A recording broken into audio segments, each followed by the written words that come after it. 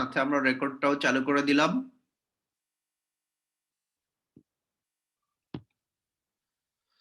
আমরা তোমাদের প্রথম দুটি ক্লাসে রেসপিরেটরি সিস্টেম পড়িয়েছি।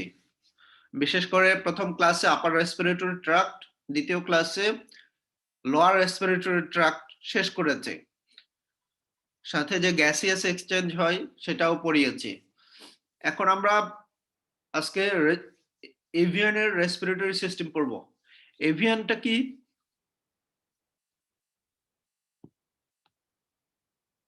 পাখি, পাখি শ্রেণী। হ্যাঁ, পাখির শ্রেণী। যত পাখির শ্রেণী আছে এর রেসপিরেটরি সিস্টেম সম্পর্কে পড়বো। তবে পাখির শ্রেণী কিন্তু খুবই বিস্তৃত। ইভেন আমরা এর আগে যেটা পড়েছি সেটা কি? সেটা মূলত হলো ম্যামালস গ্রুপ। ম্যামালস গ্রুপের মধ্যেও কিন্তু কিছু পার্থক্য আছে। আবার এই যে রেসপিরেটরি সিস্টেম পড়বো এভিয়ানের, বার্ডস গ্রুপ, এই বার্ডস গ্রুপের মধ্যেও কিন্তু বেশ পার্থক্য আছে। কিন্তু আমরা মোটামুটি একটা স্ট্যান্ডার্ড পড়াশোনা করব, যা বা কমন জিনিসগুলো পড়াশোনা করব। কারণ প্রত্যেকটা স্পিসিসের ডিটেলস যাওয়ার সুযোগ আমাদের নেই, তবে বেসিক আইডিয়া আমরা পাবো, একটা মূল আইডিয়া পাবো এখান থেকে। একটা ওভারঅল ছবি দেখে নেই। এই যে এভিয়ান রেসপিরেটরি সিস্টেমের একটা বার্ডের রেসপিরেটরি সিস্টেম দেখানো হচ্ছে।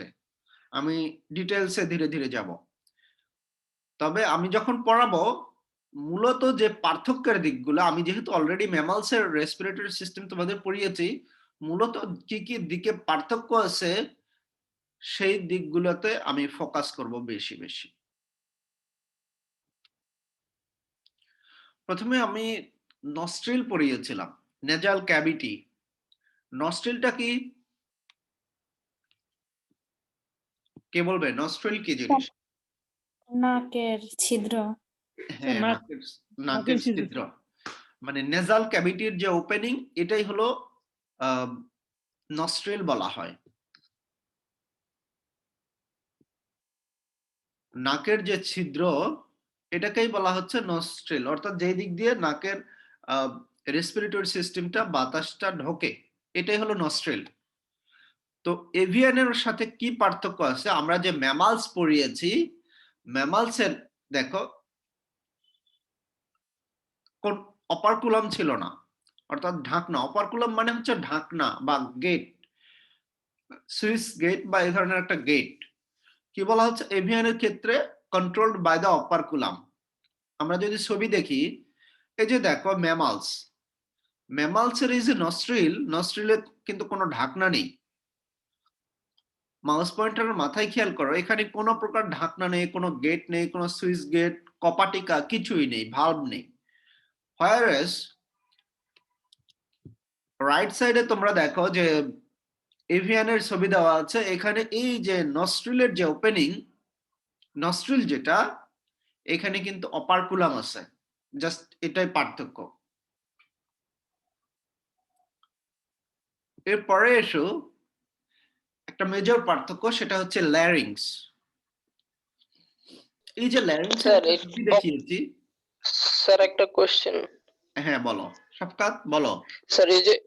স্যার ওই যে অপারকুলামে ওইটা কি স্যার গেটের মতো খোলে আবার বন্ধ হয়, এরকম হয়?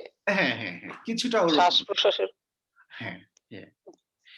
ইভেন তোমরা যখন ওই যে মুরগিতে দেখেছো, কখনো মুরগি কখনো যদি ধরো, এই যে নাকের এখানে কিন্তু যে নস্ট্রিলটা, এখানে এই যে উপরের ছবিটা দেখা যাচ্ছে রেড মার্ক করা, এটার মতো কিছুটা ইয়া আছে, বন্ধ হয়, মাঝে মাঝে বন্ধ হয়ে যায়। যখন বিশেষ করে সেফটি বা ডিফেন্সের মতো এটা কন্ট্রোল হয়ে যায়, যখন পরিবেশের এনভায়রনমেন্টের ইয়ারটা খারাপ থাকে অথবা তার জন্য ফেভারেবল থাকে না, এরকম। বোঝা গেছে? জি স্যার। ঠিক আছে। এরপরে এসো ল্যারিংস। এই যে একটা ল্যারিংস দেখিয়েছি, পার্থক্যটা কোথায় দেখো। ল্যারিংসটা কোথায় অবস্থিত? is situated on the floor of the oropharynx, supported by the cricoid and paired arytenoid cartilage.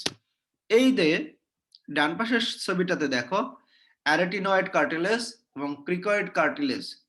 Paired থাকবে অ্যারাটিনয়েড আর হলো ক্রিকয়েড কার্টিলেজের মাধ্যমে এটা সাপোর্টেড থাকে। মজার বিষয় হলো এদের কোনো এপিগ্লুটিস থাকে না।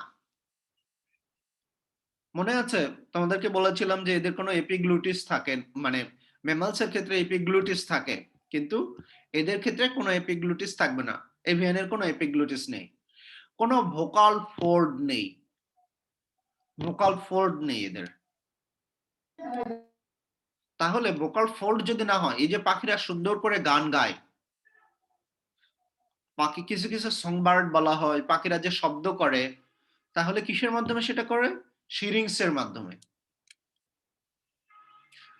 শিরিংস এর মাধ্যমে করে। আর ট্রাকিয়াটা কিরকম? ট্রাকিয়াটা হলো এ বিট ডিফারেন্ট। কি সেটা? এই যে ডান পাশের ছবিটাতে দেখো, ডান পাশের নিচের যে ছবিটা, এই ছবিটা দেখো, টাইটলি স্টাকড কার্টিলেজ। আমরা উপরের ছবিটা দেখিয়েছি ম্যামালস এর ছবি, হোয়ারএস নিচের ছবিটাতে দেখানো হচ্ছে যে ট্রাকিয়াল যে রিংগুলি, এই রিংগুলি কমপ্লিট থাকে। ম্যামালসে পড়ার সময় পড়িয়েছিলাম যে রিংগুলি ইনকমপ্লিট, মাথার দিকে মাসল দ্বারা অ্যাটাচ থাকে।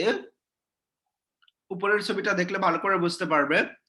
কিন্তু এই এভিয়ানের ট্রাকিয়াটা হচ্ছে কমপ্লিট ট্রাকিয়া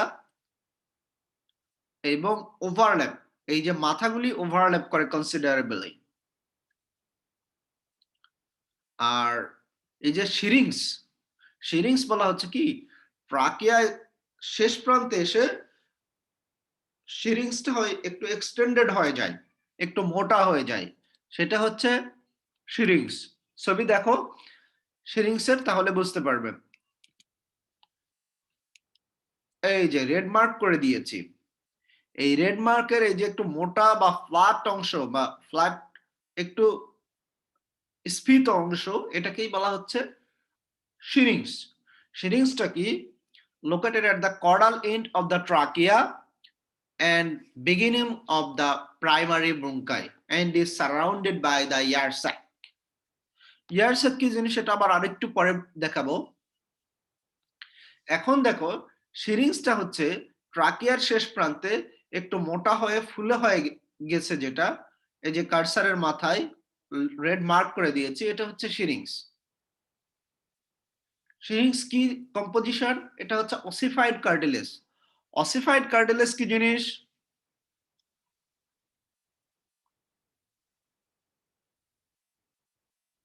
রঞ্জন,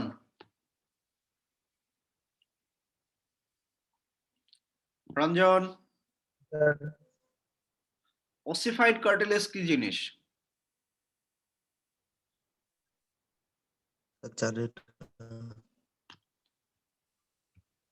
স্যার, যে কার্টিলেজটা পরবর্তীতে অস্থিতে পরিণত হয় এটা কি অসিফিকেশন? হ্যাঁ, ওসিফাই, ওসিফাই বলতে কি বোঝানো হচ্ছে সেটা বলো। তিময় হ্যাঁ, তরুণাস্থি। আবার বলো। স্যার অস্থিময় তরুণাস্থি এরকম কিছু। না, ওসিফাই মানে হচ্ছে যখন তরুণাস্থিতে অসিফিকেশন মানে ক্যালসিয়াম ডিপোজিশন হইতে পারে।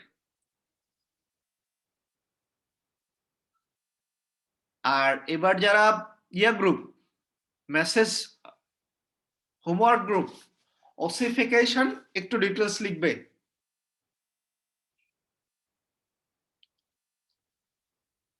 এবার যারা হোমওয়ার্ক গ্রুপে ওসিফিকেশন একটু ডিটেলস লিখবে, কারণ ওসিফিকেশনটা তোমাদের জানার দরকার আছে, যদিও আমরা এই ওসিফিকেশনের উপরে ডিটেলস পড়াবো। এ কাইন্ড অফ কার্টিলেজ হয় দা ক্যালসিয়াম ডিপোজিটস, এবং এটা হলো কমপ্লিট এবং স্টার্ডি।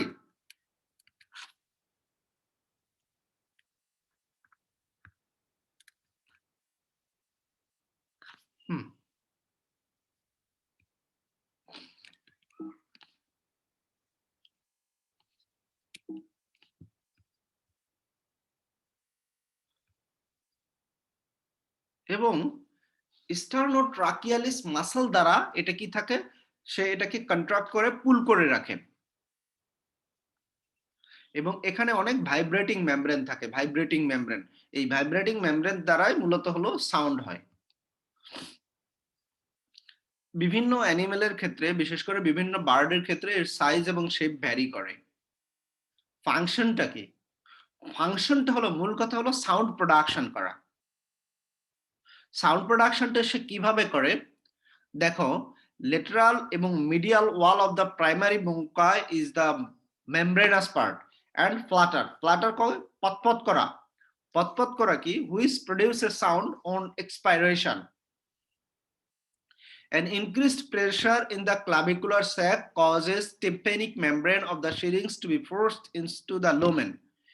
যখন প্রেসারটা ইনক্রিজ হয় ইয়ার স্যাকের মধ্যে, তখন এই যে সিরিংসের ভিতরের দিকে যে পর্দা আছে, এই পর্দাটা ভিতরের দিকে যায় এবং পতপত করে এটা, এবং অ্যানিমেলের নার্ভাস সিস্টেম দ্বারা কন্ট্রোলড হয়ে বিভিন্ন ধরনের গান বা শব্দ তৈরি করে। এবং এই যে টেনশনটা, এটা কন্ট্রোলড হয় মূলত ট্রাকিওলেটারাল মাসল দ্বারা। এবং is half of the syrinx can function independently, allowing two different notes to be produced same time. তারা একই সময়ে দুটো ভিন্ন রকমের সাউন্ড তৈরি করতে পারে। এই যে নিচের ছবিটা দেখো, এই যে ট্রাকিয়ার শেষ প্রান্তে কিছুটা রেডিশ গোল মার্ক করা যে মাউস পয়েন্টারের মাথায় অংশটা, এটাই হচ্ছে সিরিংস। দেখতে পাচ্ছ তোমরা? জি স্যার। জি স্যার। তানজিন, তানজিন দেখতে পাচ্ছ?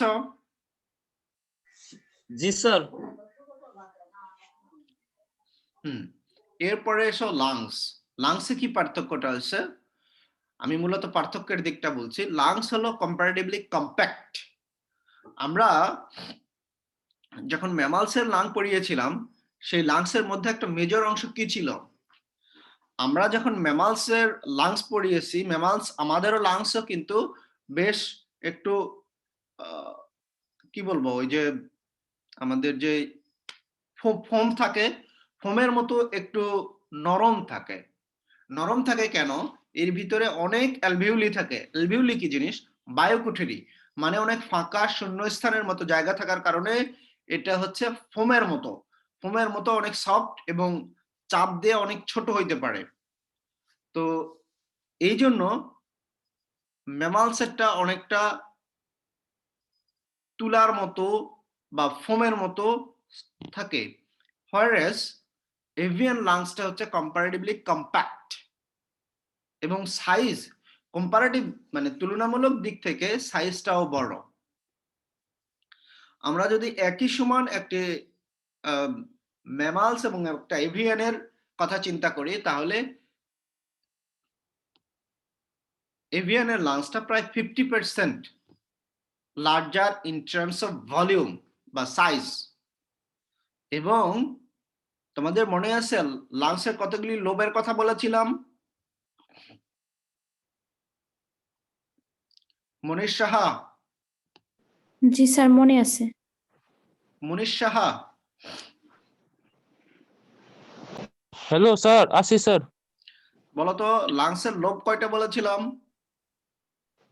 লাংসের লোব হলো স্যার ডান পাশে 3টা, বাম পাশে 2টা লোব। ডান পাশে কয়টা? 3টা আর বাম পাশে 2টা। বাকিরা কে সত্যায়িত করবে? কে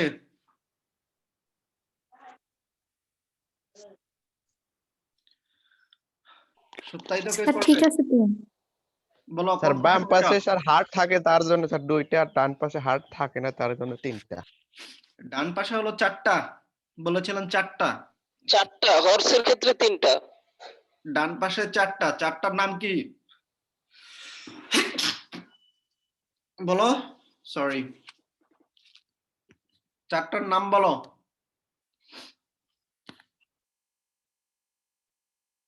বলো বলো বলো, 4টার নাম বলো।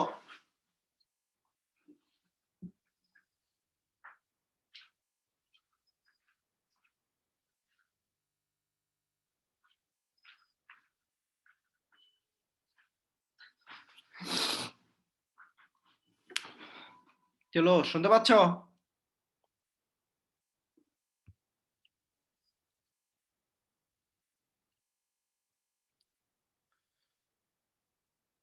স্যার বাড়তি যেটা থাকে সেটা হচ্ছে অ্যাক্সেসরি লোব। আর মূল যে দুইটা তিনটা সেগুলির নাম কি? স্যার একটা স্যার ক্রেনিয়াল হ্যাঁ, ক্রেনিয়াল, Medial. কর্ডাল অ্যাক্সেসরি হুম, আর একটা হচ্ছে স্যার ক্রেনিয়াল কর্ডালের মাঝামাঝি একটা থাকে, ওটার নাম কি? Medial. Middle good. Cranial, caudal, middle এবং একটা অতিরিক্ত থাকে সেটা এক্সেসরি লোব। গুড। জি স্যার। একটু পড়াশোনা করতে হবে। পড়াশোনা আমরা পারতপক্ষে চেষ্টা করি তোমাদেরকে ভালো করে জিনিসগুলি বুঝিয়ে দিতে। তোমরা যদি কমপক্ষে একবার দুবার ক্লাস শেষে পড়ো তাহলে জিনিসগুলো মনে থাকবে। দেখো তোমরা বলেছো যে স্যার প্রত্যেকটা ক্লাস শেষে নোট দেন। আমার কিন্তু প্ল্যান ছিল যে চ্যাপ্টার শেষ হবে নোট দিব। তোমরা বলেছো স্যার প্রতিটা ক্লাস শেষে নোট দেন। আমি কিন্তু সেটাই ফলো করছি এবং সেটাই সেভাবেই দিব তোমাদের।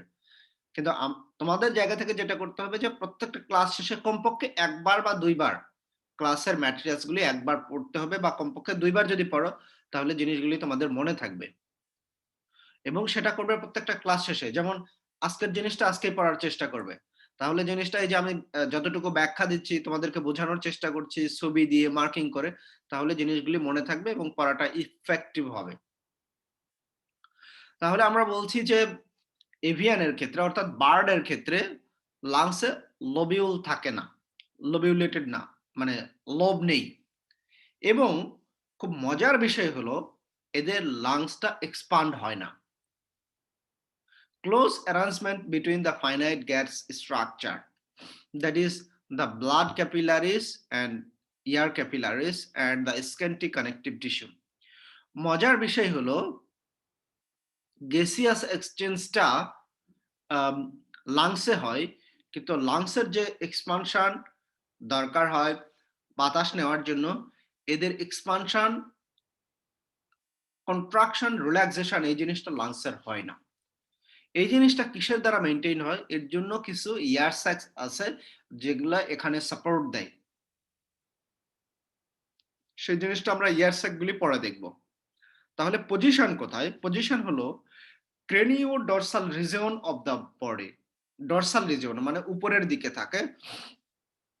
এই যে রিব থাকে, রিবের সাথে খুবই আটকানো থাকে, ক্লোজলি কম্প্যাক্ট অবস্থায় থাকে। রিবের সাথে কন্টাক্ট অবস্থায়, খুব কম্প্যাক্ট অবস্থায় থাকার কারণে রিবের কিছু ডিপ্রেশন, রিবের কিছু দাগ সেই লাংসে উঠে যায়। এই যে দেখো ডিপ্রেশন বা খাঁজ কাটা, এগুলো হলো রিবের মার্ক, ফিশার বা মার্কিং হলো এই রিবের কারণে। এই যে দেখো লেখা আছে deeply indented by both of the thoracic vertebrae and ribs.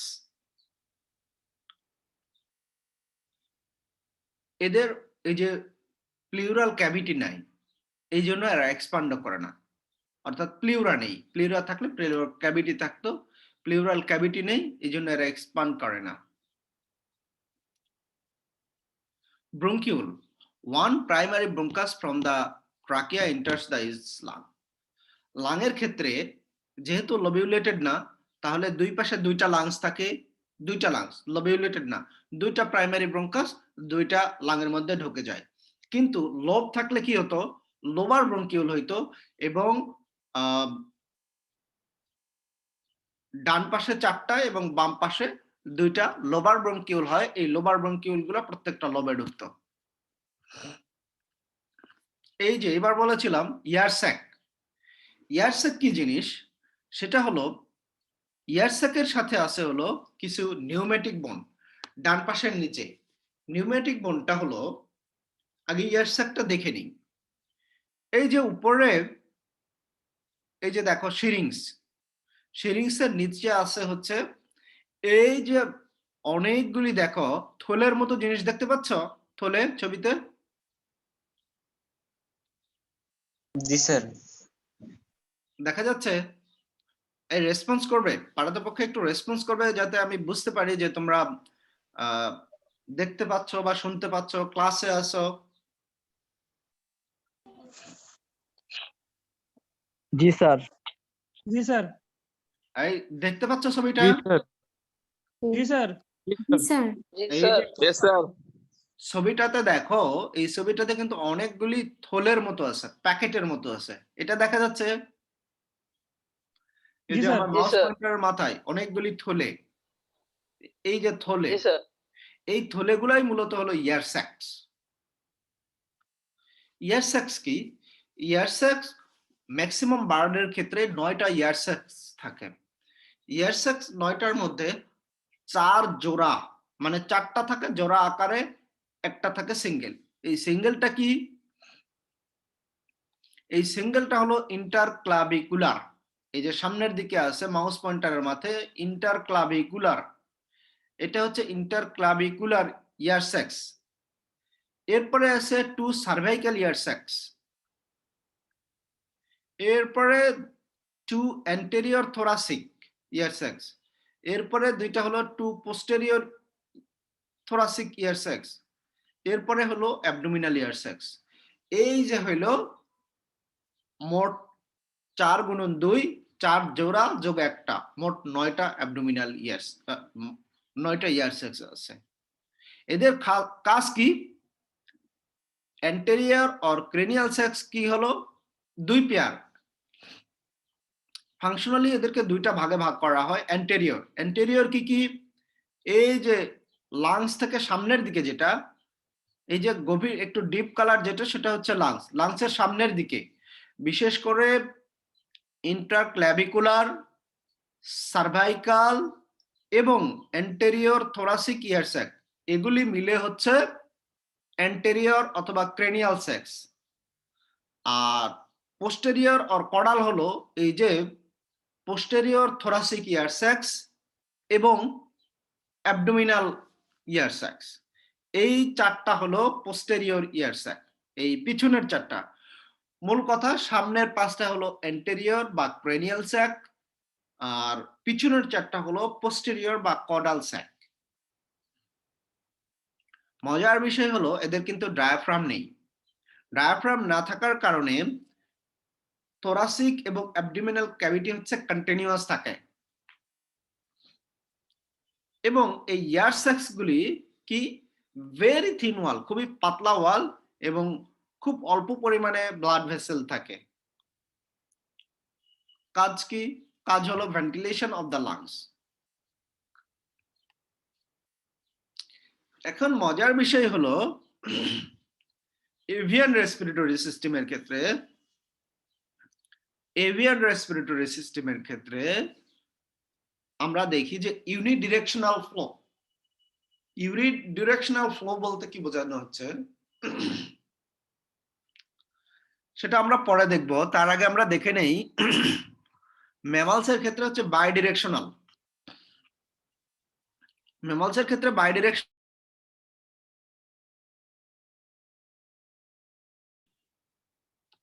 ম্যামালসের ক্ষেত্রে আমরা বলছি বাইডিরেকশনাল। বাইডিরেকশনাল কোনটা? এই যে ধরো আমরা প্রথমে ইন্সপিরেশনের মাধ্যমে নিঃশ্বাস নিচ্ছি এবং গ্যাস এক্সচেঞ্জের পরে এই যে নিঃশ্বাসটা বের করে দিচ্ছি, যেটাকে বলে এক্সপাইরেশন। ইন্সপাইরেশন এবং এক্সপাইরেশন, এই যে 2টা ফ্লো, অর্থাৎ লাংসের মধ্যে ঢুকছে, লাংস থেকে বের হয়ে যাচ্ছে। তো হোয়ারেস আমরা ইউনিডিরেকশনাল মানে এভিয়ানের বা বার্ডস এর ক্ষেত্রে ব্লাডটা যে দিক দিয়ে ঢুকবে ওই দিক দিয়ে বের হবে না, যে দিক দিয়ে ঢুকবে ঢুকে সামনের দিক দিয়ে বের হয়, অন্য দিক দিয়ে ঘুরে আসবে, অর্থাৎ ওয়ান ওয়ে রাস্তা।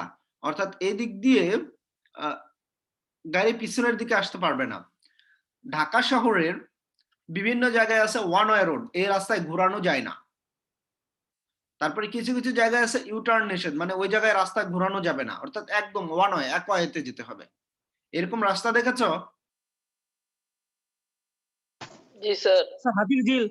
জি জি স্যার স্যার। দেখছি। হ্যাঁ, এই এভিয়ান বা বার্ডস এর ক্ষেত্রে এই যে বাতাসের ফ্লোটা হবে, এটা হচ্ছে ওয়ান ওয়েতে। ওয়ান ওয়েটা কোন জায়গায়? এটা হচ্ছে এয়ার স্যাক এবং লাংসের মধ্যে।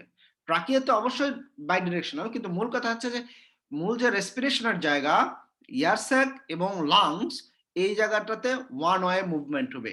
এটা আমরা যখন রেসপিরেশনটা দেখব তখন তোমরা ভালো মতো বুঝতে পারবে। আমরা আর একটু আগাই। এখানে আরেকটা মজার বিষয় হলো বিশেষ করে যে অ্যান্টেরিয়র সার্ভাইকাল ইয়ার স্যাক, কিছু কিছু ইয়ার স্যাক কি হয় বোন বা হাড়ের সাথে কানেক্টেড থাকে, extend into specific bone to take place of bone মেরু। আমাদের যে বড় বড় মোটা মোটা বোনগুলি থাকে, এই মোটা মোটা বোনের ভিতরে কি থাকে বলো? স্যার বোন মেরু। হ্যাঁ, শফিকুল বলেছে বোন মেরু। এই বোন মেরু থাকে হচ্ছে মানুষের ক্ষেত্রে বা ম্যামালসের ক্ষেত্রে, কিন্তু বার্ডস এর ক্ষেত্রে মোস্টলি বোন মেরু থাকে না। বোন মেরু না থেকে কি থাকে, এটা হলো ফাঁকা স্পেস থাকে, ফাঁকা স্পেস থাকে। ফাঁকা স্পেস থাকলে কি হয়, reduce the weight of the bone. বুঝতে পারি হ্যাঁ স্যার, পাখি পড়ার জন্য সহজ হয়। হ্যাঁ, গুড, ভালো বলেছো। স্যার ওখানে বায়ু পূর্ণ থাকে। হ্যাঁ, ওজনে হালকা হয়, স্যার। এয়ারফিল্ড। হ্যাঁ, গুড। ফাঁকা থাকে। তোমরা এটা জানলে কি করে? স্যার দেখছি অনেক জায়গায় স্যার, স্যার, মানে ইন্টারে বই পাখি ছিল, উড়ার ইয়াতে স্যার। হ্যাঁ, আমি তো ভাবছি যে কিভাবে তোমাদের এটা উড়ে? আইডিয়া নেই। না স্যার এগুলো স্যার, তো ছোটবেলা থেকে ক্লাস 5 থেকে শুরু হয়েছিল। তাই নাকি? জি স্যার স্যার। তখন খালি জাস্ট ওই যে ওড়ার আইডিয়াটা দেওয়া ছিল স্যার, ডিটেইল ছিল না আর কি। আফরা মানে তাইলে কিভাবে ইয়া হয়। সে বলে ক্লাস 5 থেকেই আইডিয়া ছিল। স্যার আমি বলি না, এই স্যার স্যার বিজ্ঞান বই নন্দিতা, ছিল স্যার বেসিকটা। কে বলেছে? নন্দিতা? স্যার আমি ইন্টারে বলছি স্যার স্যার। নন্দিতা বলছে স্যার, আমি তো পড়ছি কিন্তু ইন্টারে ভালো যে না না, ভালো ভালো ভালো ভালো যে না স্যার ছিল ক্লাস 5 এর বিজ্ঞান ছিল বইয়ে হচ্ছে ওই হুম, জি স্যার, স্যার স্যার, ছিল। ওড়ার statistics, ওড়ার ইয়াটা ছিল স্যার, হ্যাঁ মানে ওখানে হচ্ছে ডিটেইল বলা ছিল ছিল না। যে কিভাবে পাখি উঠতে পারে, হুম, এটা হুম, ছিল। জি স্যার, ওজন হালকা হয় এরকম লেখা ছিল আর কি, জাস্ট হ্যাঁ, ডিটেইল হ্যাঁ, কিছু ঠিক আছে। ছিল জি না। স্যার বায়ুপূর্ণ বায়ু গহ্বর সঞ্চালন থাকতো এগুলো। ছিল Good. হ্যাঁ, লেখা। ঠিক আছে, ওটাই হলো মূল থিম, ওটাই হলো মূল থিম। ওইভাবে ইয়ারস্যাক গুলি মূলত থাকে হলো এই যে ইয়ারস্যাক গুলি বোনের সাথে কানেক্টেড থাকে। তাহলে আমরা আগাই। হ্যাঁ, আমরা খুব মজার একটা জিনিস দেখবো, এই যে ইউনিডিরেকশনাল বাইডিরেকশনাল বলছিলাম। ইউনিডিরেকশনাল ফ্লো হয় মূলত বার্ডের ক্ষেত্রে।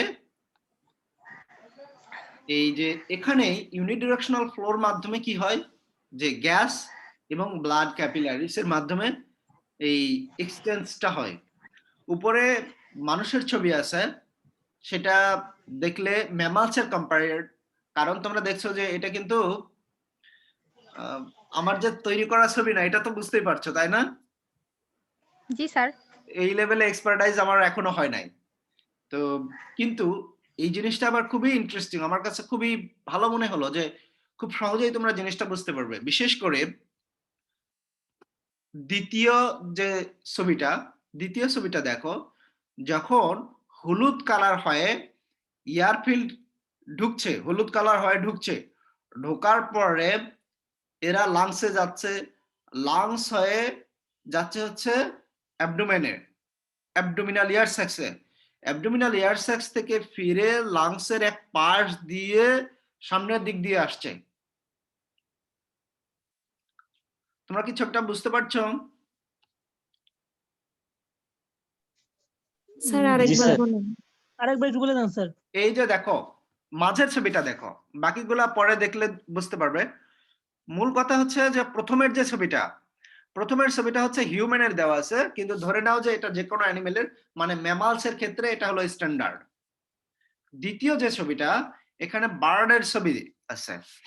বার্ডের কিভাবে হচ্ছে, প্রথমে দেখো হলুদটা ঢুকছে, হলুদটা ঢোকার পরে এই যে লাংসের থেকে চলে যাচ্ছে হলো, খেয়াল করো, লাংসে থেকে হলুদ দেখো, লাংস থেকে পিছনের গুলা হচ্ছে অ্যাবডোমিনাল স্যাক হয়ে আবার এই যে যেটা জুম করে দেওয়া আছে বড় করে, এটা হচ্ছে মূলত লাংসের একটা অংশ। এই লাংসের একটা অংশই মূলত হচ্ছে কি হচ্ছে, এক্সচেঞ্জ হচ্ছে। এই লাংসের অংশে গ্যাসিয়াস এক্সচেঞ্জ হয়ে এয়ার পিউরিফাইড হয়ে সামনের দিক দিয়ে বায়ুকুটুরি হয়ে চলে আসছে, এয়ার স্যাক হয়ে চলে আসছে।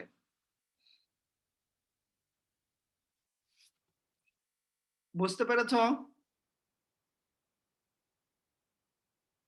জি স্যার। জি স্যার।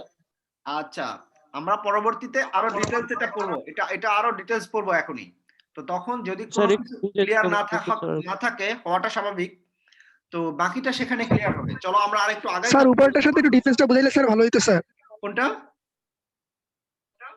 স্যার উপরেরটার সাথে একটু ডিফারেন্সটা বুঝাইলে ভালো হইতো স্যার। আমি ওইটা বোঝাবো পরবর্তী স্লাইড গুলো, তো আরো ডিটেলস আছে, তখন বুঝবে তোমরা। এরপরে যখন ক্লিয়ার হবে না তখন প্রশ্ন করো, আগে দেখাই। হ্যাঁ, আমরা আগালাম। জি স্যার। হ্যাঁ, আমি আগাই, দেখো আরেকটু দেখো তাহলে রেসপিরেশনটা কিভাবে হচ্ছে। মূল কথা, প্রথমে যখন ইন্সপিরেশনের মাধ্যমে ইন্সপিরেশন স্টেজ, রেসপিরেশনের মূল দুইটা ফেজ, এটা তো জানো। একটা হচ্ছে ইন্সপিরেশন, একটা হলো এক্সপাইরেশন। ইন্সপিরেশনের মাধ্যমে বাতাস ঢুকবে, এক্সপাইরেশনের মাধ্যমে বাতাস বের হয়ে যাবে। জি স্যার। সকলেই মনোযোগী হও, একটু বোঝার বিষয় আছে এখানে, কিন্তু একটু ইন্টারেস্টিং বোঝার বিষয় আছে, বুঝলে ভালো লাগবে, সহজে মনে থাকবে। মুখস্থ করে এটা মনে রাখা কঠিন হবে। শাওন,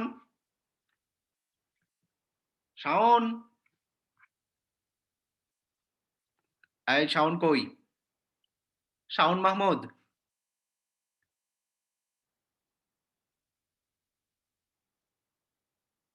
শাওন কই?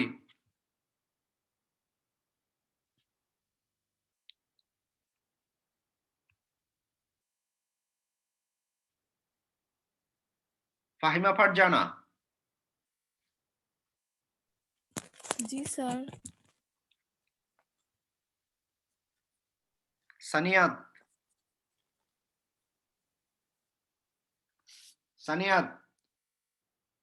জি স্যার, আছি স্যার। আচ্ছা, তোমরা সকলে শুনতে পাচ্ছ? জি স্যার, শুনতে পারতেছি স্যার। জি স্যার। ডান পাশের ছবিটা দেখা যায়? জি স্যার। জি স্যার। আচ্ছা, তোমরা জি, সকলে স্যার। একটু মনোযোগী হও। মানে অবশ্যই তো সব ক্লাসের টোটাল টাইমটাই মনোযোগ থাকবে, কিন্তু এই জিনিসটা একটু বোঝার চেষ্টা করো, কারণ এখানে একটু বোঝার বিষয় আছে। যদিও তোমরা ভালো যে এভিয়ান রেসপিরেটরি সিস্টেম সম্পর্কে অ্যাটলিস্ট কিছু আইডিয়া তোমাদের আছে, এটা তোমাদের আমি যে পড়াচ্ছি ডিটেলস, এটুকু বুঝতে তোমাদেরকে সহযোগিতা করবে। দেখো, আমাদের রেসপিরেশনের স্টেজ কয়টা? স্যার দুইটা। কি কি? ইন্সপাইরেশন আর এক্সপাইরেশন। হ্যাঁ, মূল কথা হচ্ছে দুইটা স্টেজ, একটা হচ্ছে ইন্সপাইরেশন আর একটা হলো এক্সপাইরেশন। ইন্সপাইরেশনের মাধ্যমে কি হয়? বাতাসটা ঢোকে, তাই না? এক্সপাইরেশনে কি হয়? বাতাসটা স্যার বের হয়ে যায়। বের বাতাস হয়। বের হয়ে যায়। তাহলে ইন্সপাইরেশনে কি হচ্ছে? ইন্সপাইরেশনে মূল কথা, এই যে নস্ট্রিলে যে অপারকুলাম আছে, এটা কন্ট্রোল বা এটা মেইনটেনের মাধ্যমে এটা ওপেন হইলে বাতাসটা ঢুকলো। বাতাস ঢোকার পরে নেজাল ক্যাভিটি, তারপরে ফ্যারিংস, ল্যারিংস, ট্রাকিয়া এবং উইন্ড পাইপ, অর্থাৎ আলটিমেটলি ট্রাকিয়া থেকে সিরিংসে গেল। সিরিংস পার হইলে কি হলো? সিরিংস পার হইলে হচ্ছে প্রাইমারি ব্রঙ্কাস তৈরি হলো, ডিভাইডেড হয় প্রাইমারি ব্রঙ্কাস তৈরি হলো। তাহলে ট্রাকিয়া বাইফার্কেটস হয়ে গেল সিরিংসের এখানে, এরপরে কি হলো? সিরিংস হলো, এরপরে প্রাইমারি ব্রঙ্কাস তৈরি হলো। এই যে দেখো, ট্রাকিয়া, সিরিংস, প্রাইমারি ব্রঙ্কাস। আমার মাউস পয়েন্টার খেয়াল রাখো। এরপরে দেখো, প্রাইমারি ব্রঙ্কাস যখন কি হলো? লাংসের মধ্যে ঢুকবে প্রাইমারি ব্রঙ্কাস লাংসের মধ্যে যখন ঢুকছে তখন এটাকে আবার মেজো ব্রঙ্কাই বলা হয়। প্রাইমারি ব্রঙ্কাস, এই যে দেখো প্রাইমারি ব্রঙ্কাস, এই যে মাউস পয়েন্টারের মাথা, এটা হলো প্রাইমারি ব্রঙ্কাস, এটাকে বলা হচ্ছে মেজো ব্রঙ্কাই। মেজো ব্রঙ্কাইটা যখন লাংসের ভিতরে স্মলার ব্রাঞ্চিং তৈরি করে, এই ব্রাঞ্চিং তৈরিকে বলা হচ্ছে ডর্সো ব্রঙ্কাই। এই যে মাউস পয়েন্টারের মাথায়, এটা হলো ডর্সো ব্রঙ্কাই। মেজো ব্রঙ্কাই থেকে অনেকগুলি ডর্সো ব্রঙ্কাই তৈরি হলো। ডর্সো ব্রঙ্কাই গুলি আবার কি হয়? আবার স্মলার প্যারাব্রঙ্কাই তৈরি করে, এই প্যারাব্রঙ্কাই কি জিনিস মনে রাখো? walls contain hundreds of tiny branching and anastomosis of the air capillaries. Air capillaries কোন জিনিস? এয়ার ক্যাপিলারিস হচ্ছে এই যে লাংসের অংশ। এয়ার ক্যাপিলারি মানে হচ্ছে এয়ার কন্টেইনিং ক্যাপিলারি, এটাকে বলা হচ্ছে এয়ার ক্যাপিলারি। এয়ার ক্যাপিলারি কিন্তু একটু ডিফারেন্ট। আমরা ইউজুয়ালি কি বলি, ক্যাপিলারি মানে হচ্ছে ব্লাড কন্টেইনিং ভেসেল, কিন্তু সেটা হচ্ছে ব্লাড ক্যাপিলারি এবং মোস্টলি যেটা কমনলি ক্যাপিলারি বলি। কিন্তু এয়ার ক্যাপিলারি হচ্ছে সেই জিনিস যেটা হচ্ছে এয়ার কন্টেইনিং ক্যাপিলারি। যেহেতু লাংসের ভিতরে এটা অনেক পরিমাণ এয়ার নিয়ে থাকবে, বাতাস থাকবে এর ভিতরে, এই জন্য এটাকে বলা হচ্ছে air capillary. Capillaries surrounded by the profuse network of blood capillaries. এটা হচ্ছে এয়ার ক্যাপিলারি, কিন্তু এর সারাউন্ডিং এ অনেক থাকবে হচ্ছে কি, ব্লাড ক্যাপিলারিস। এবং এই যে এয়ার ক্যাপিলারিস এবং ব্লাড ক্যাপিলারিস, এই দুটার মধ্যে, এই দুই জিনিসের মধ্যেই মূলত হচ্ছে গ্যাসিয়াস এক্সচেঞ্জটা হবে। তাহলে কি, it is within this air capillaries that exchange the gases oxygen and carbon dioxide, oxygen and carbon dioxide between the lungs and the blood occurs. এই যে মূলত এই যে আগে বলেছিলাম কি, ম্যামালস এর ক্ষেত্রে বলেছিলাম অ্যালভিউলি এবং ব্লাড ক্যাপিলারিস এর মধ্যে এক্সচেঞ্জটা হবে গ্যাসিয়াস। আর এভিয়ানের ক্ষেত্রে এই যে এয়ার ক্যাপিলারি অথবা প্যারাব্রঙ্কাই বলা হয়, এই প্যারাব্রঙ্কাই এবং ব্লাড ক্যাপিলারিস এর মধ্যে মূলত গ্যাসিয়াস এক্সচেঞ্জ, অর্থাৎ কার্বন ডাই অক্সাইড এবং অক্সিজেনের লেনা দেনা হবে এখানে। এবং এই যে এটাও কিন্তু ওয়ান ওয়ে ডিরেকশন। এই যে দেখো মাউস পয়েন্টারের ডর্সোব্রঙ্কাই থেকে প্যারাব্রঙ্কাই হয়ে অপর দিকে যেটা লাংসের সাথে মিট করেছে সেটাকে বলা হচ্ছে ভেন্ট্রোব্রঙ্কাই।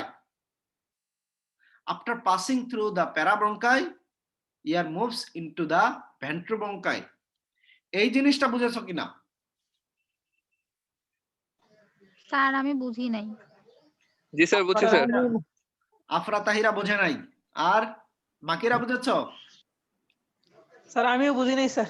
আচ্ছা, আর স্যার আরেকবার ভালো স্যার করে আমি বুঝি নাই। ও, তোমরা কি ওই দলে যোগ দিচ্ছ? আমার পক্ষে কেউ আসবে না? আরে দুই এক ঘন্টা অন্তত স্যার, বলো, আছি স্যার স্যার। আপনি বুঝাইছেন? স্যার, বুঝছি স্যার। বুঝছি স্যার। স্যার আমি আছি স্যার আপনার সাথে। আচ্ছা, চিন্তা তাহলে নেই, এবার স্যার। তুমি বোঝাও।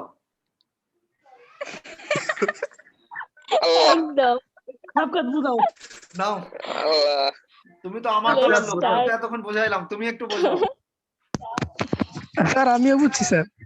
আচ্ছা, কে বোঝাবে বলো, মেহেদি নাকি শাফকাত? স্যার হাফ হাফ করে বুঝে আমি বুঝছি। শাফকাত শুরু করো, শাফকাত বলো।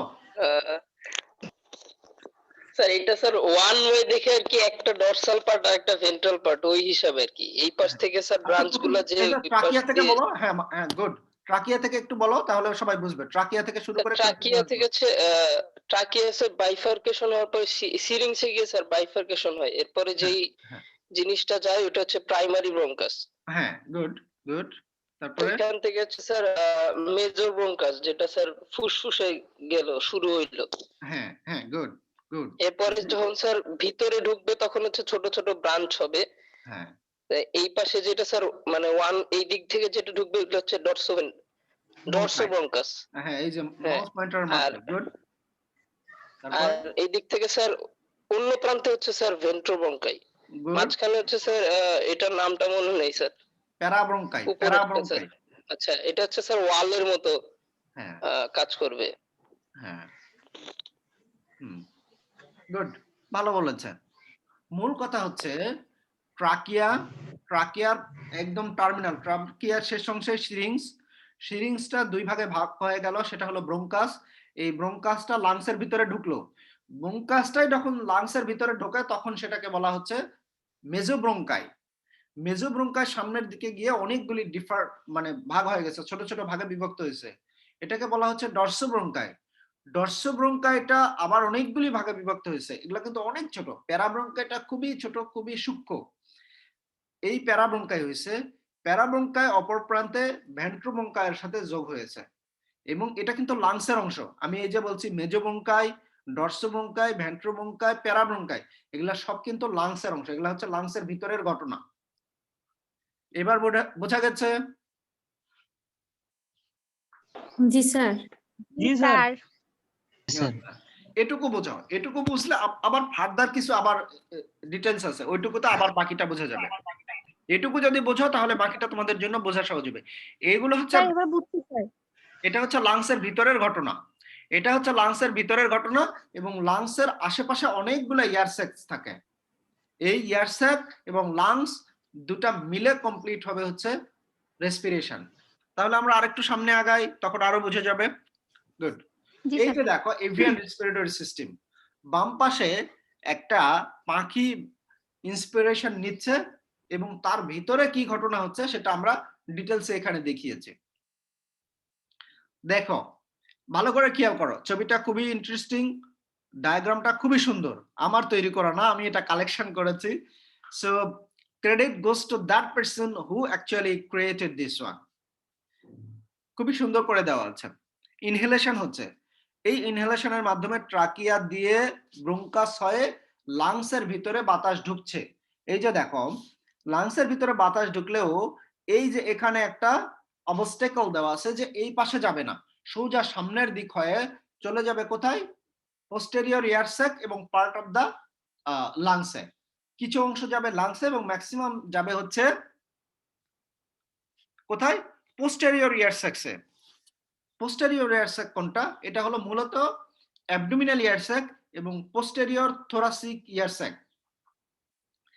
এইখানে যখন যাবে প্রথম পার্টে, প্রথম অংশ, এরপরে কি হবে, এখান থেকে এই ব্লাডগুলি, এটা কি ডর্সোব্রঙ্কায়, ডর্সোব্রঙ্কায় মাঝখানে হলো প্যারাব্রঙ্কায়, এ পাশে হলো ভেন্ট্রোব্রঙ্কায়।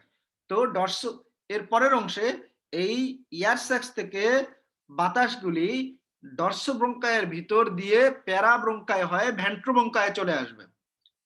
ভেন্ট্রোব্রঙ্কায় চলে এসে তখন কি হবে, এই যখন আসলো তখন কিন্তু এখানে গ্যাসিয়াস এক্সচেঞ্জ হয়েছে। এই প্যারাব্রঙ্কায়ের এখানেই মাউস পয়েন্টারের মাথায় যে প্যারাব্রঙ্কায়, এখানেই ব্লাড, এই যে প্যারাব্রঙ্কায় হলো কি এয়ার ক্যাপিলারিস, এয়ার ক্যাপিলারিস এর ভিতর দিয়ে বাতাস আসবে। যখন বাতাস আসবে এর চতুর্দিকে আছে ব্লাড ক্যাপিলারিস, ব্লাড থেকে সে কার্বন ডাই অক্সাইড নেবে এবং বাতাস থেকে যে বাইরে থেকে অক্সিজেন নিয়ে এসেছিল এই অক্সিজেনটা ব্লাডের মধ্যে ছেড়ে দিবে, ডিফিউজ করবে। হওয়ার পরে কি হবে দেখো, ডিফিউজ করার পরে এই ভেন্ট্রোব্রঙ্কাই দিয়ে সামনের দিকে চলে আসবে, তখন এই ব্লকেজটা খুলে যাবে, তখন এই ব্লকেজ থেকে কিছু অংশ এয়ার স্যাক্সে যাবে, কিছু অংশ বাইরে বের হয়ে আসবে। এবং নিচের দিকে দেখো ওই এক্সহেলেশনটা দেখাচ্ছে, যখন সামনের দিকে চলে আসলো ব্লাডটা, মানে বাতাসটা যখন সামনের দিকে চলে আসলো তখন কি হবে, এটাকে পার্ট অফ এক্সহেলেশন বলছে। এক্সহেলেশন কি বা এক্সপাইরেশনটা কি, সেটা হচ্ছে এই যে লাংসের সোজা সাইডে যেটা, এটা আবার ব্লক হয়ে যাবে, এই পাশে ব্লক হয়ে এই পোস্টেরিয়র ইয়ার স্যাক্স থেকে ডর্সোব্রঙ্কায়, প্যারাব্রঙ্কায়, ভেন্ট্রোব্রঙ্কায় হয়ে কিছু অংশ ব্লাড অ্যান্টেরিয়র স্যাক আর বাকি অংশ এই যে ব্রঙ্কাস হয়ে ট্রাকিয়া দিয়ে বের হয়ে আসবে। বোঝা গেছে? জি জি স্যার। স্যার। জি স্যার। জি স্যার খুবই সহজ করে জি দাও, স্যার বুঝতে পারছি। জিনিসটা একটু জটিল স্যার কিন্তু- একটু আরেকবার বুঝাইলে ভালো হতো স্যার। কোনটা? স্যার এটাই স্যার, ইনহেলেশন আর এক্সহেলেশন। এক্সহেলেশন সহজ ভাষায় বোঝাও, আমি পরের স্লাইডে আরো ডিটেলস পড়াবো, কিন্তু সহজ ভাষায় আগে বুঝে নাও। সেটা হলো ট্রাকিয়ার মাধ্যমে ব্রঙ্কাস হয়ে প্রথমে ঢুকবে বাতাস, বাতাস যখন ঢুকবে লাংসে এবং পোস্টেরিয়র ইয়ার স্যাক্সে বাতাস ঢুকবে, ঢোকার পরে এটা হলো প্রথম স্টেজ। দ্বিতীয় স্টেজে কি হবে, এই বাতাসটা আবার সামনের দিকে চলে আসবে। সামনের দিকে কোন দিক হয়ে আসবে, ডর্সোব্রঙ্কায় থেকে প্যারাব্রঙ্কায় হয়ে ভেন্ট্রোব্রঙ্কায় চলে আসবে। আসবে যখন, তখন কি হবে, এই পিছনেরটা দেখো, তখন কি হবে, এই যে ব্লক ছিল সামনের যে ব্লক ছিল, এই ব্লকসটা এখন এ পাশে আসবে। আসার পরে কি হবে, এই তো এখন তো কি হলো, এখন হলো কার্বন ডাই অক্সাইড সমৃদ্ধ বাতাস। এই কার্বন ডাই অক্সাইড সমৃদ্ধ বাতাস কিছুটা যাবে এয়ার স্যাক্সে আর কিছুটা আসবে বের হয়ে আসবে। এর মূলত আমি বলছি এখানে দুইটা স্টেজ, কিন্তু মূলত হলো চারটা স্টেজে বিভক্ত। এই চারটা স্টেজে ভাগ করে করে পরের স্লাইডে দেখাবো। এটুকু বোঝাচ্ছ কিনা মনীষ সাহা?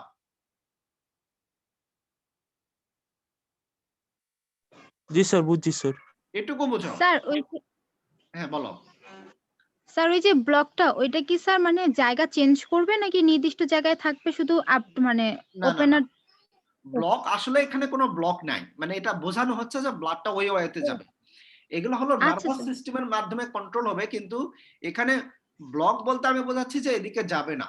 এটা হলো নার্ভাস সিস্টেমের মাধ্যমে এমন ভাবে তৈরি করা যে এই ব্লাডটা মানে বাতাসটা এদিকে যাবে না, এদিকে যাবে। এটা হচ্ছে অটোনমিক নার্ভাস সিস্টেমের মাধ্যমে কন্ট্রোল হয়। এখানে কোনো ওই অর্থে ঢাকনা বা অপারকুলাম বা ভালভ ওরকম কিছু থাকবে না। বুঝছি স্যার। এটা হলো বিষয়। এটা বোঝার জন্য ভাবে ব্লক দেখানো হয়েছে তাই। এরপরে পরের স্লাইডে আসি, তাহলে দেখো আরো কিছু জিনিস ক্লিয়ার হবে। একটু ঠান্ডা মাথায় বোঝো, আগের ছবিটা আর এই পড়াটা দুটা প্যারালালি মেনাবে। আগের যে দুইটা ছবি দেখিয়েছি তোমাদেরকে বোঝানোর চেষ্টা করেছি ওইটা এবং এখানকার যে পড়াটা, এই দুটা যদি মিলাও খুবই সুন্দর আন্ডারস্ট্যান্ডিং হবে, সহজেই বুঝতে পারবে। আমি একটু পড়ানোর চেষ্টা করছি তোমাদের। দেখো, the inhaled airs travel down the primary bronchus and then divides.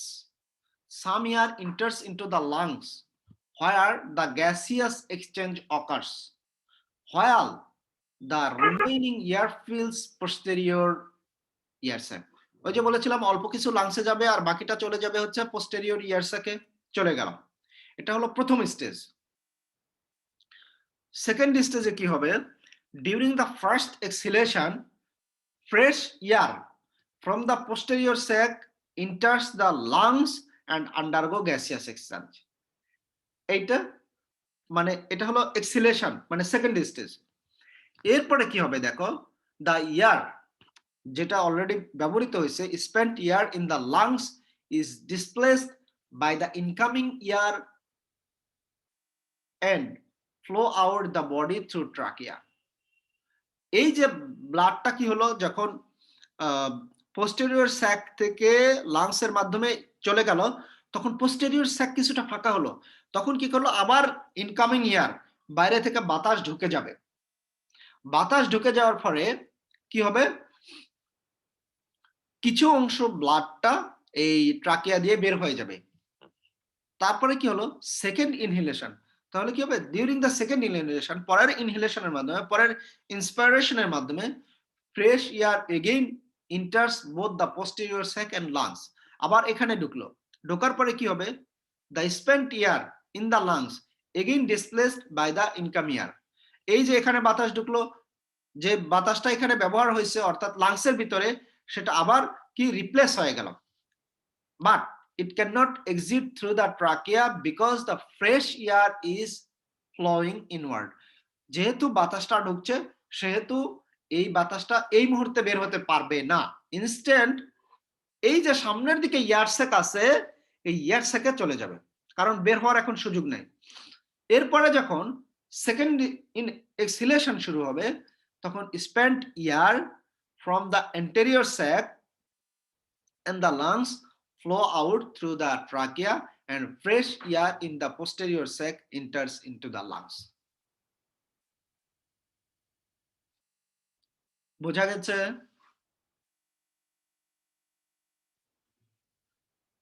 G sir. খুবই জি, স্যার। সহজ, খুবই সহজ, খুবই ইন্টারেস্টিং। জাস্ট একটা কন্টিনিউয়াস ফ্লো, একটা ফ্লো কেন তৈরি হয় দেখো, একই সাথে এক্সপিরেশনের বাতাসটা যাচ্ছে, বের হয়ে যাচ্ছে, এবং খুব দ্রুতই অল্প সময়ের ব্যবধানে আবার ইন্সপিরেশনের বাতাস বডিতে ইন করছে। তো কেন করছে এটা? কারণ তোমরা জানো যে বার্ড কিন্তু খুবই স্ট্রং প্রাণী, তুলনামূলক স্ট্রং। তাদেরকে প্রচুর, বিশেষ করে যখন আকাশে ওড়ে, তখন বার্ডের অনেক এনার্জি দরকার হয়। অনেক এনার্জি দরকার হওয়ার কারণে এই বার্ড কিন্তু প্রচুর এনার্জি দরকার হওয়ার কারণে এই কন্টিনিউয়াস হয়, ওয়ান ওয়ে হয়, কন্টিনিউয়াস হয়। আমাদের যখন ম্যামালসের ক্ষেত্রে চিন্তা করো, আমাদের গরু বা মানুষের কথা যদি চিন্তা করি, তাহলে একবার নেই একবার বের করে দেই, এখানে সময় ক্ষেপণ হয়। কিন্তু এই রেসপিরেটরি সিস্টেমটা একটা কন্টিনিউয়াস প্রসেস হওয়ার কারণে এদের খুব দ্রুত এক্সচেঞ্জ হয়, ভিতরে বেশি পরিমাণ অক্সিজেন দিতে পারে, মেটাবলিজম বা মেটাবলিক রেট অনেক বেশি থাকে, এনার্জি প্রোডাকশন অনেক বেশি হয়। মূল কথা হচ্ছে এনার্জি প্রোডাকশনটা অনেক বেশি দরকার হয়, এ কারণেই এদের খুব দ্রুত এই জিনিসটা প্রয়োজন হয়ে পড়ে। এরপরে এসো খুব সুন্দর একটা জিনিস, কিছু ফ্ল্যাশ ডায়াগ্রাম আছে। ফ্ল্যাশ ডায়াগ্রাম আমি তোমাদেরকে স্টাডি ম্যাটেরিয়ালসে দিব, আমরা একটু দেখার চেষ্টা করি যে ফ্ল্যাশ ডায়াগ্রামটা দেখা যায় কিনা। তোমরা আমাকে রেসপন্স করো যে দেখতে পাচ্ছ কিনা ফ্ল্যাশ ডায়াগ্রাম। ছবিটা দেখা যায়? না স্যার। দাঁড়াও, আর আগাচ্ছি সামনে।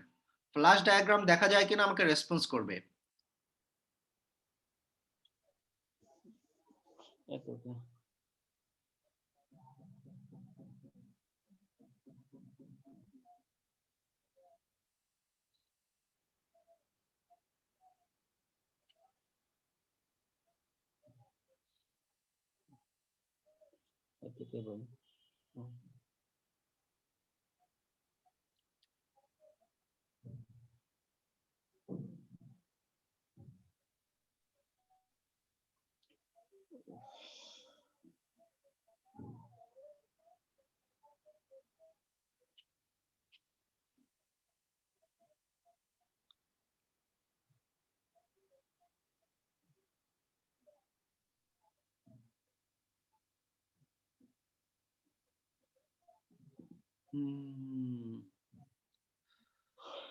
আচ্ছা, হুজুর তোলার ক্লাস আছে?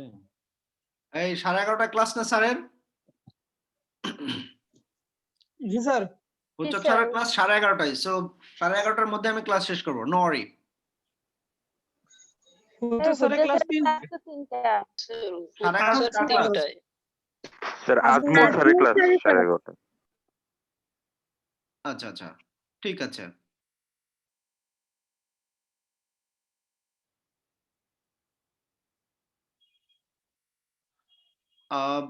আমাদের সুন্দর একটা ফ্ল্যাশ ছিল, ভিডিও ছিল। ফ্ল্যাশ ভিডিওটা মনে হয় আমরা এখন দেখতে পারবো না, আসলে আমি তো অ্যাপলের ল্যাপটপ থেকে নেই, ম্যাকবুক থেকে, তো ওই ম্যাকবুকে এটা শো করছে না। আমরা দেখি ফার্দার কোনো সহযোগিতা করতে পারি কিনা তোমাদের। ভিডিওটা একটু দেখি।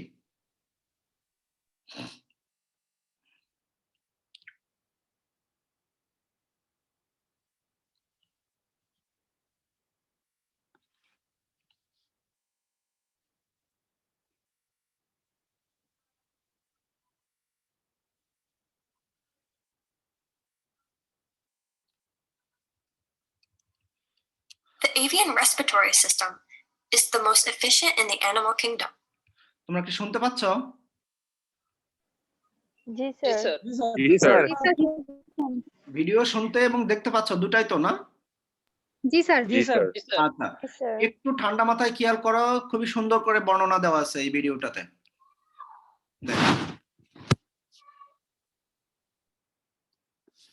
The avian respiratory system is the most efficient in the animal kingdom. The primary functions of the respiratory system are to supply oxygen to the body tissue and to carry away carbon dioxide produced by high levels of metabolic activity. In birds, this process of gas exchange is crucial because the demand for oxygen during flight is enormous. The flight muscles must receive a large and constant supply of oxygen to maintain flight, and metabolic wastes must be removed quickly. Unlike most land vertebrates, birds lack a muscular diaphragm to power respiration, and instead rely upon expansion of the rib cage to draw in air. When a bird inhales, air actually leaves the lungs. Fresh, oxygenated air enters the lungs as the bird exhales. The avian respiratory system is composed of the trachea, relatively small lungs, and usually 9 large air sacs. These 9 air sacs are extremely thin-walled and do not play a direct role in gas exchange. Instead, they serve as bellows to bring air into the bird and store it until expiration. They allow a continuous stream of air to pass through the lungs in a one-way flow, thus producing the most efficient respiratory system of any vertebrate. They are also connected to certain pneumatic bones, aiding the bird in shedding excess heat from its body as it breathes, which would be fatal if not removed. These air sacs include a pair of cervical sacs, a single interclavicular sac, a pair of anterior thoracic sacs, a pair of posterior thoracic sacs, and a pair of large abdominal sacs. All of the air sacs participate to some extent in the respiratory process. All of the posterior air sacs expand on inspiration, while all of the anterior air sacs contract on expiration. The path of a breath through the system can be summarized in 4 steps. During the first inhalation, the breath travels down the trachea, into the left or right bronchus, through the lung, and into the posterior thoracic and abdominal air sacs. As the bird exhales, the abdomen contracts, forcing the air out of the abdominal sacs and into the lungs. Within the lungs, the air passes through parabronchi and eventually through air capillaries. It is only here where the exchange of carbon dioxide for oxygen occurs. As the bird inhales again, the air within the lungs is driven out. The now stale air passes into the interclavicular, cervical, and anterior thoracic air sacs. During the second exhalation, the anterior sacs contract. The air is then driven out into the trachea, where it passes up and out of the nostrils. This specialization of the avian respiratory system is one of the greatest factors in flight. Without this unique anatomy, the act of flight would likely be impossible.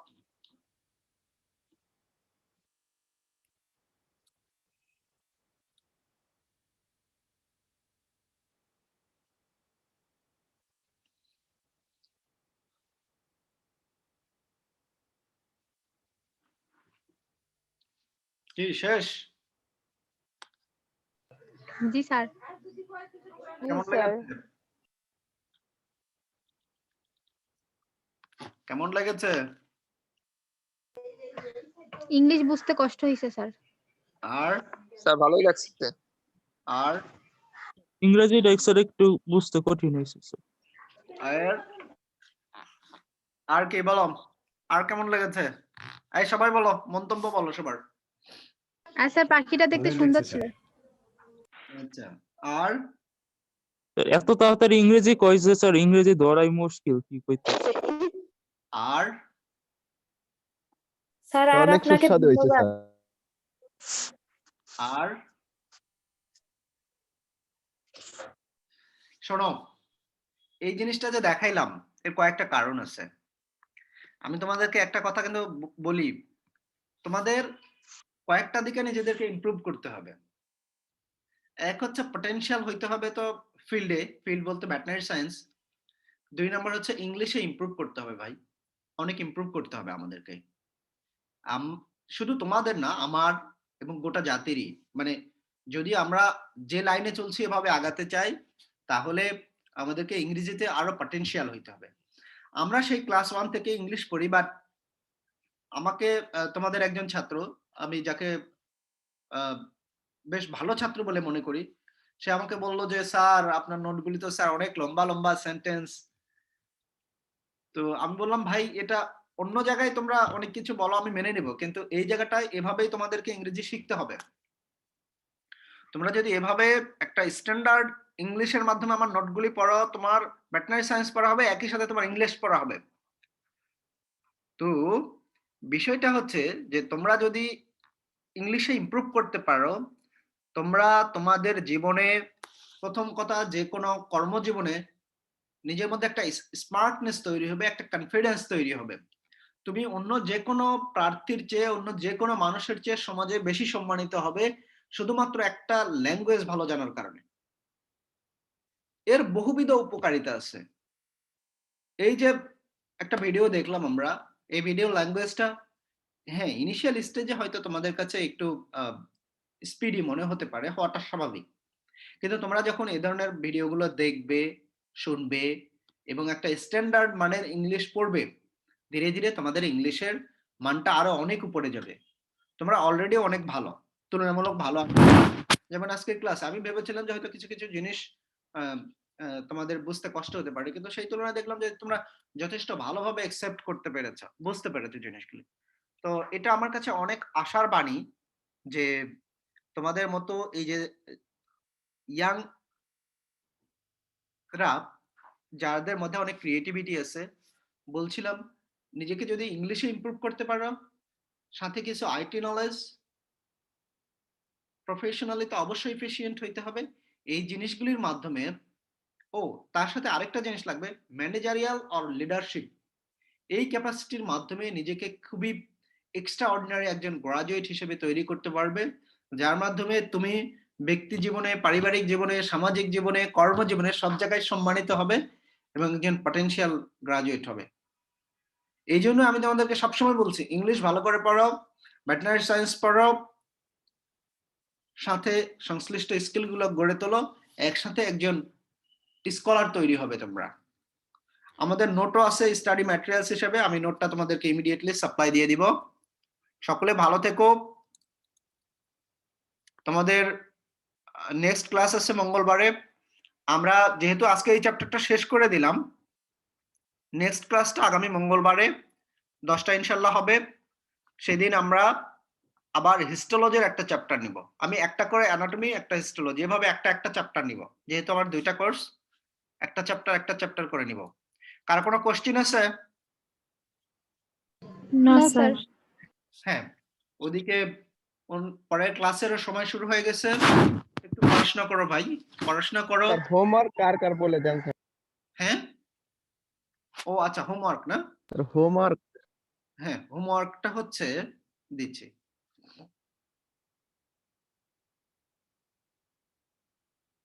Homework এই যে দেখো, স্লাইডটা দেখতে পাচ্ছ তো? Homework গুলো একটু sincerely দেবে। একটা হোমওয়ার্ক কিভাবে সাবমিট করতে হয়, ইটস অ্যাসাইনমেন্ট। তোমরা অ্যাসাইনমেন্ট শব্দটাতে খুব অভ্যস্ত, কিন্তু অ্যাসাইনমেন্ট কি? Kind of homework. আছে সুরাইয়া ইসলাম রোল 3, রুহুল আমিন 18 এবং মেহবুব উদ্দিন ভুইয়া 33, 3 জন।